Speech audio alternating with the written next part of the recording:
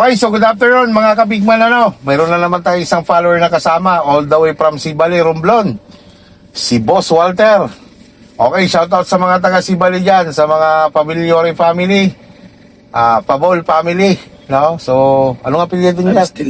Abstilia. Pero di ba ang Sibali puro F daw? Okay, kami dayo lang. Dayo lang. Okay, so yon. Shoutout sa mga taga Sibali dyan. Ito, ang ating estudyante today ay kababayan nyo, si Boss Walter. Isang automatic, zero knowledge. Mamaya, driver na to. Okay. Okay, sige, apak sa brake. Lagay sa drive. So, ilagay sa brake. Yan. Kapitawan mo muna si brake. Papunta ka muna kay gas. Ayan. Sige, gas lang, tuloy. Yan, lipat tayo sa kaliwa. Signal kaliwa, sulyap kaliwa. Yan. Driver na agad. Suntin ka mo. Papatay signal light. So, yan. Itong lane na to ang ating babaybay.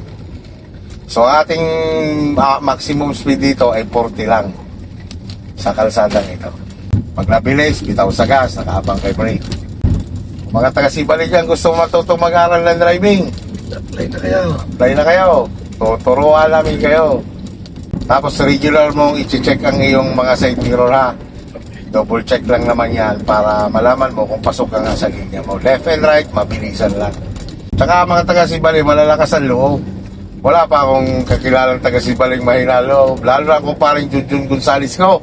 Gusto po, ang lakas ng loob daw. Si Denzel dyan. Si shoutout kay Jerome Denzel. Ito na, kababayan nyo, ang ating estudyante ngayon. Lipat ka naman dito sa lane sa kanan. Signal, sulyap mo na bago lalipat. Yan. Pag nakapasok na, patay signal light. Tapos lagpas na tricycle, tatabi ka ulit sa kanan. Tigil naman tayo. Tapos ang paano, wala, nasa gas. Signal ka ulit, sulyap ulit. Pag ka lang magmumotor ka. Simula ang sasakyan mo sa linya. Yeah, simula. Stop. Patay signal light. Yan. Ngayon, tayo ay magpo-full turn. So kapag nagpo-full turn ka, tapos automatic itong dala natin, wag mo lang magagas. Kumbaga brake control kung tawagin. Okay, so ganito gagawin mo. Signal ka muna sa kaliwa.